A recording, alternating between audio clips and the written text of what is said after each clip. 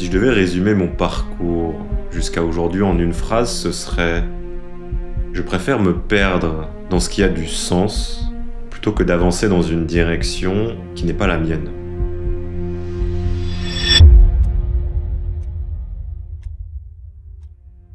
Si t'as l'impression d'être perdu, de faire des trucs sans trop savoir pourquoi, alors j'ai créé cette vidéo pour toi.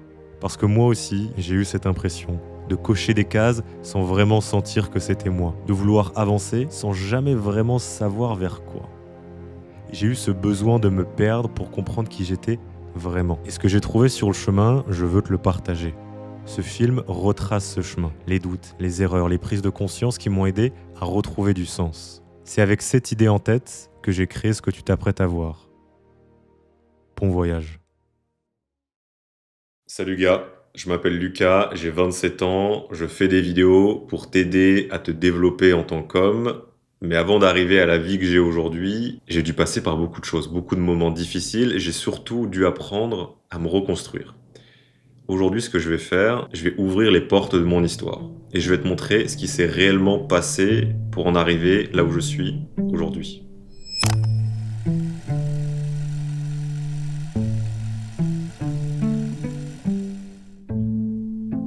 Alors, dans mon enfance, j'ai toujours été assez rêveur. J'étais dans ma tête et assez introverti. Et j'aimais bien vivre un peu dans mes idées. Et j'étais, on va dire, cet enfant, ce gamin qui en cours est assis à côté de la fenêtre et regarde dehors mais n'écoute pas du tout ce que le prof lui dit. Je me rappelle qu'à l'époque, on me disait toujours que j'étais dans la lune. C'était le truc, Lucas, il est dans la lune. Et à la fois, c'est quelque chose qui m'a servi dans ma vie et qui est une grande force aujourd'hui, mais aussi c'est quelque chose que j'ai dû activement combattre parce qu'on peut se perdre un petit peu dans ses idées. J'aimais beaucoup observer les gens autour de moi, observer les autres enfants, et donc il y avait un peu quelque chose de je vis dans leur vie à les observer et moi je ne vis pas forcément ma vie à moi. J'ai toujours eu, je pense, un petit peu de mal à essayer de voir comment est-ce que moi j'allais interagir avec les autres, ou en tout cas rentrer dans ce monde qui me paraissait un petit peu externe. Je préférais essayer de le comprendre plutôt que de le vivre vraiment.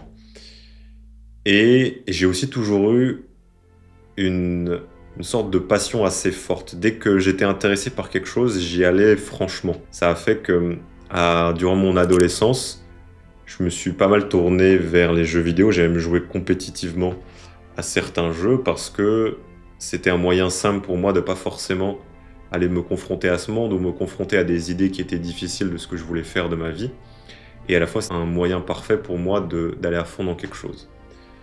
En fait, j'ai souvent eu ce questionnement, et c'est quelque chose qui m'a suivi durant toute ma jeunesse et même début de l'âge adulte, de qu'est-ce que je vais faire ?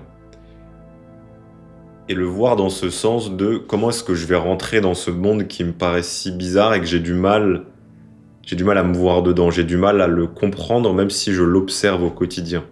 Et je pense que peut-être justement le fait que j'étais moi dans la lune ou que j'observais les autres personnes plus que de réellement être concentré sur moi, qui je suis, c'était peut-être un moyen d'essayer pour moi de comprendre ce monde, mais plus j'essayais de le comprendre, moins je le comprenais. Donc je fais une licence à l'université.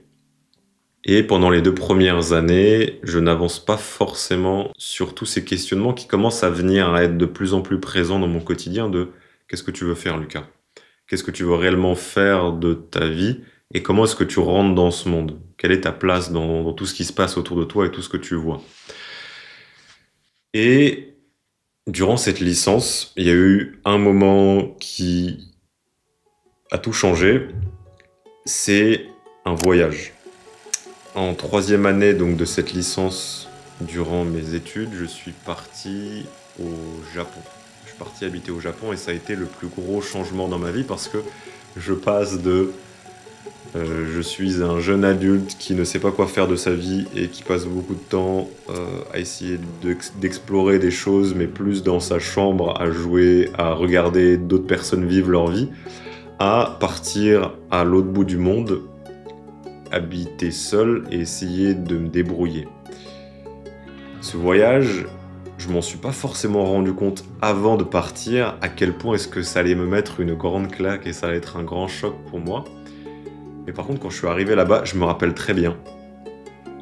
J'habitais dans ce qu'ils appellent une share house au Japon, donc c'est une sorte de très grande colocation.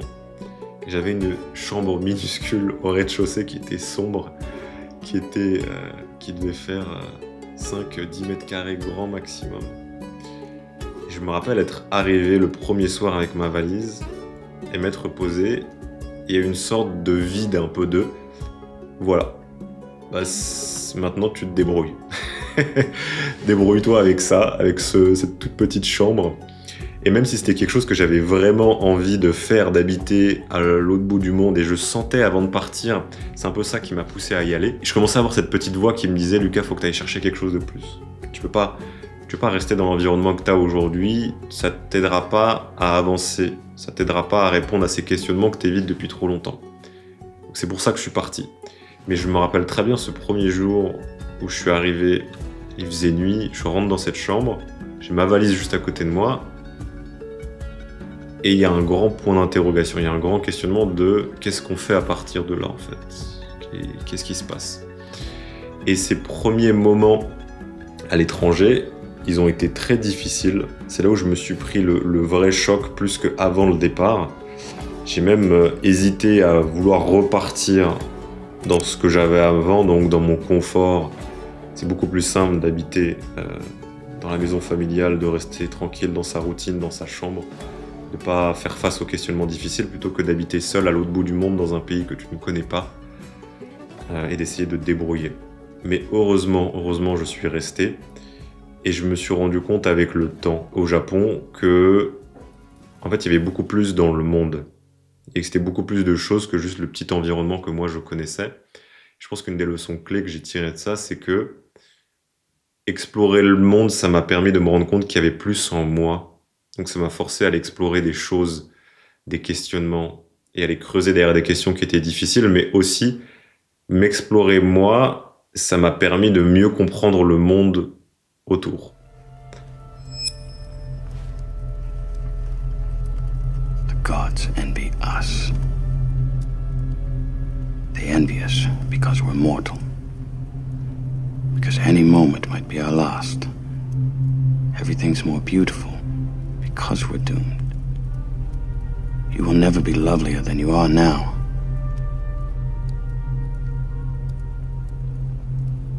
We will never be here again.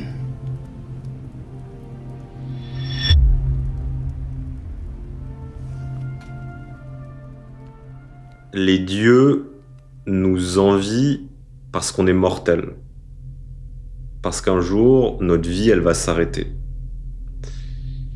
Cette phrase, elle a créé un déclic chez moi. Au début, je l'ai pas forcément comprise, cette phrase. Parce que ce film, pour contexte, je l'ai vu peut-être une dizaine de fois, et la première fois que je l'ai vu, je devais avoir 5-6 ans. Donc au début, je ne comprenais pas forcément ce qui se passait dedans. Mais à force de revoir ce film, je m'arrêtais à chaque fois sur ce passage.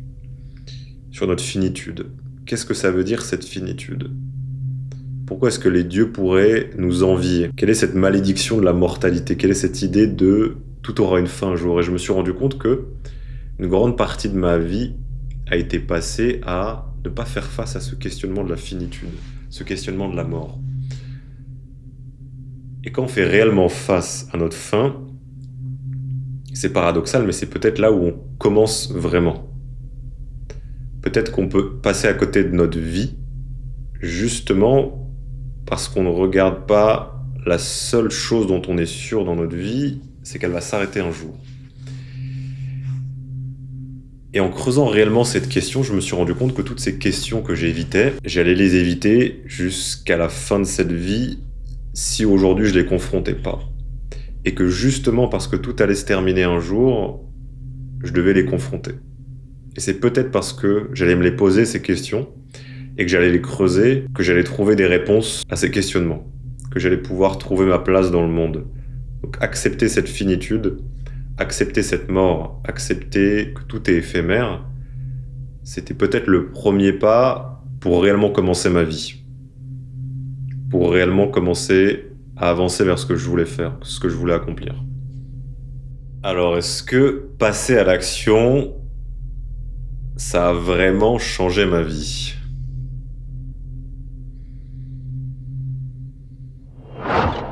Eh oui.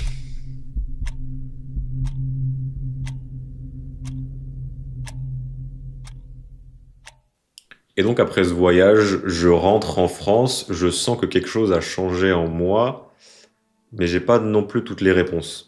Et je retourne dans un environnement qui est familier, qui était l'environnement dans lequel j'étais avant de partir. Donc je continue mes études, mais je sens que quelque chose a changé. Et je me rends compte petit à petit que j'avance dans une direction qui n'est pas en accord avec ce que je veux réellement faire. J'arrive à un point où je suis à la toute fin de mes études. J'habite à Barcelone, je suis en train de travailler pour finir ces études, pour finaliser ces études, et je sens que je suis pas à ma place. Je sens que ce travail me mène, et ces études me mènent dans une vie qui n'est pas en accord avec ce que je veux être, ce que je veux vivre et l'impact que je veux avoir. Même si j'ai pas réponse à tous les questionnements, je sais que, en tout cas, cette réponse-là n'est pas la bonne. Et donc tous les soirs, sur mon balcon de mon petit appartement, de ma colocation à Barcelone, j'écris sur la direction que j'ai envie de prendre dans ma vie. Et je me rappelle très bien d'un soir où j'arrive à une conclusion qui a tout changé. J'étais en train de me poser ces questions sur la direction que je voulais prendre. Et il y a cette petite voix au fond de moi qui me dit « Lucas, t'as peur de quitter tes études, t'as peur de quitter ton travail, parce que t'as peur de ce que les gens vont penser de toi si tu le fais. T'as peur du jugement des autres si tu oses vivre la vie que tu sais que tu devrais vivre. » Et à partir de ce moment-là, il y a une sorte de déclic. Et le lendemain, je pose ma démission. La même semaine, je pars de Barcelone. Je quitte mon environnement. Et est-ce que cette décision, elle a réellement changé ma vie ? C'est le choix qui a le plus positivement impacté ma trajectoire de vie. À partir de ce moment-là, ma vie n'a plus jamais été la même. Beaucoup de difficultés sont venues, mais j'ai pris une trajectoire qui a commencé à petit répondre à tous mes questionnements et me donner ces pièces du puzzle via cette action, via ce choix difficile. Donc je me lance à temps plein dans l'entrepreneuriat et je me dirige vers ce qui me vient naturellement, qui est une agence de marketing, plus particulièrement du copywriting. C'est quelque chose dans lequel j'étais naturellement bon parce que dans cette jeunesse où je passais beaucoup de temps à observer les gens, j'arrivais à comprendre comment les gens fonctionnaient au niveau psychologique. Et donc j'arrive à avoir des résultats. J'arrive à pouvoir avoir des premières réussites dans cette aventure entrepreneuriale et de me rendre compte qu'en fait, le chemin que j'ai pris jusqu'à aujourd'hui, il y en a plein d'autres. Il y a des chemins des possibles qui sont presque infinis. Et je n'ai pas à me conformer à quelque chose qui me déplaît juste parce que je pense qu'il n'existe que ça. Je commence à me rendre compte qu'énormément de choses existent. Et ces premières réussites entrepreneuriales me permettent de me rendre compte que je peux vivre de quelque chose, je peux choisir d'appliquer ma discipline, ma résilience dans une direction et créer, et vivre de par cette création. Et donc à cette époque, j'arrive à avoir ces premiers résultats parce que j'amène l'opposé de ce que j'avais avant, qui est une sorte de discipline de faire. Je me réveille extrêmement tôt, je m'organise dans mon quotidien, j'arrête la pornographie, j'arrête les jeux vidéo, j'arrête la malbouffe, je sais exactement ce que je dois faire à chaque moment. Et c'est parce que je suis allé à l'opposé de ce que j'avais avant que je commence à avoir des résultats. Mais ce que je vois pas, c'est que cette discipline de faire, elle cache quelque chose d'autre. Et à partir de ce moment-là, il y a une descente qui commence à s'opérer. J'arrive dans une phase dans laquelle, malgré la réussite que j'ai eue, exactement ce que je recherchais, je me rends compte qu'en fait, la réussite était dans la mauvaise direction. Et j'ai pas encore trouvé la réponse au questionnement que je me pose. Et cette phase, elle est extrêmement difficile parce que je remets tout en question. Je me dis, mais j'arrive à avoir exactement ce que je voulais, en tout cas ce que je pensais. Pourtant, je suis pas content de mon quotidien, de ce qui se passe. C'est une phase qui est très compliquée parce que j'utilise cette discipline et cette structure qui est très rigide au quotidien pour de nouveau éviter ces questionnements qui sont difficiles. Je me retrouve de nouveau à me mentir, mais me mentir avec, en tout cas d'une autre façon. Et en creusant, je me rends compte de quelque chose qui maintenant me donne le sourire, mais qui à l'époque était très difficile, une réalisation vraiment compliquée à accepter, qui est qu'en fait, ce que je recherche, c'est ce que je fuis depuis mon enfance. C'est de créer, de faire, de m'exposer, d'essayer d'impacter le monde, d'interagir avec le monde. Ce que, depuis que je suis tout petit, j'évite. Et donc je me rends compte qu'à ce moment-là, je suis toujours en train de me mentir. Et en fait, ce que je cherche réellement au fond de moi, c'est d'arrêter d'être discret.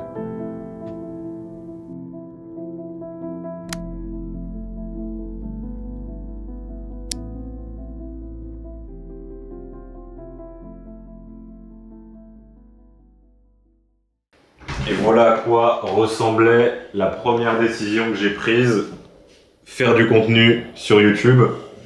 C'était ma caméra de l'époque, mon micro également, le son était horrible.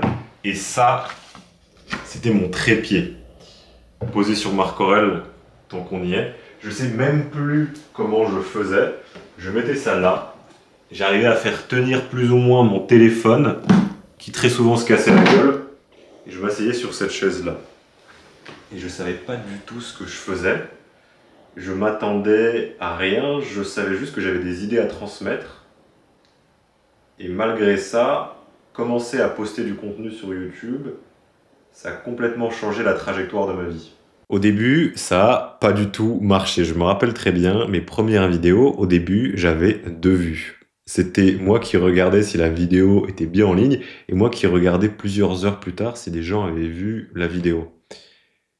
Mais ça me gênait pas tant que ça, parce que ce qui m'a vraiment poussé à commencer à faire ce contenu, c'est essayer de me dire qu'est-ce que j'ai envie de transmettre, qu'est-ce que j'aurais aimé savoir il y a plusieurs années, qu'est-ce que j'aimerais que mon moi du passé, aujourd'hui, sache, de par mes erreurs. Et à force de continuer avec cette motivation, ce désir de vouloir transmettre mon passé, il y a quelques vidéos qui ont commencé à marcher. Je me rappelle très bien de une. Je la mets en ligne, la journée se passe normalement, je me réveille le lendemain et je vois que cette fois-ci, j'avais pas eu une dizaine de vues, mais j'en avais eu autour de 1000. Et ce que je me rappelle distinctement, c'est de regarder les commentaires et de voir les 2 commentaires qui avaient reçu le plus d'attention, qui avaient reçu le plus d'approbation, de j'aime. C'était « tu forces » et « tu gênes ».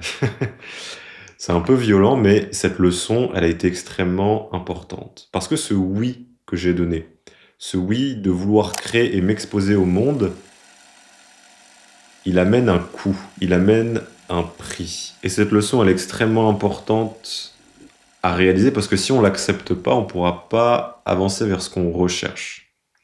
Et donc ce oui, peu importe à quoi ressemble ce oui dans la vie de la personne, il va forcément amener un coût, des difficultés, des problèmes. Et il faut les accepter, ces problèmes. Il faut même les voir comme une bonne chose parce que c'est ces problèmes-là qui vont nous permettre de pouvoir avancer dans ce oui, avancer dans la direction qui est importante pour nous.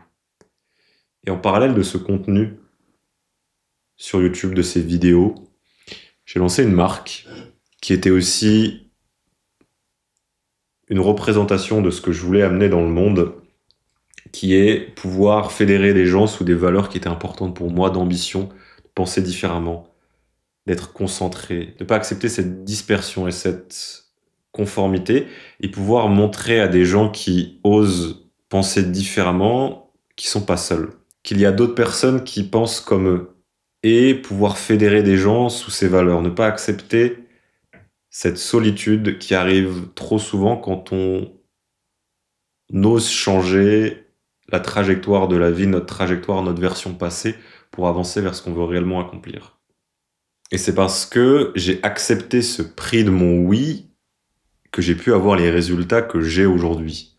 Que ce soit vivre de ma passion, lancer des projets qui m'animent, recevoir des messages de personnes qui me disent que j'ai changé leur quotidien et je suis le premier surpris. Et tous ces résultats, cet avancement vers ce qui t'aligne et qui t'anime réellement, tu peux aussi les avoir dans ta propre vie juste avec ce conseil. Et ce conseil, c'est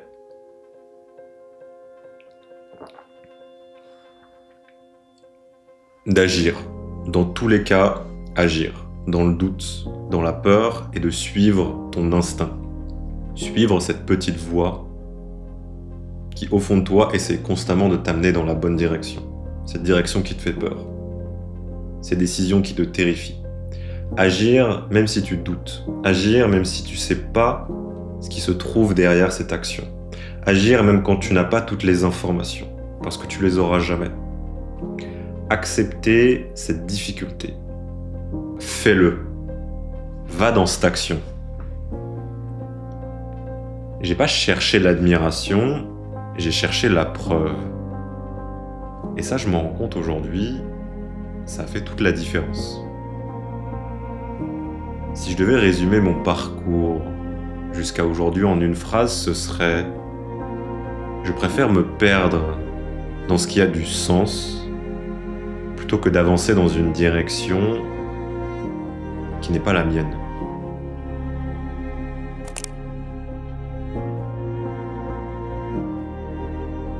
Mais tout ce que j'ai réussi à accomplir, c'est grâce aux autres. C'est grâce au soutien que j'ai reçu. C'est grâce à toi. Et ce qui me fait le plus sourire, c'est que le début. Le meilleur reste à venir. Donc si tu veux rejoindre ce mouvement, si tu veux rejoindre cette pente ascendante, abonne-toi. Et si tu veux suivre mes apprentissages quotidiens, j'ai une newsletter gratuite, je te mettrai le lien en description. Sur ce, passe une magnifique journée, kiffe ta vie. À plus, gars.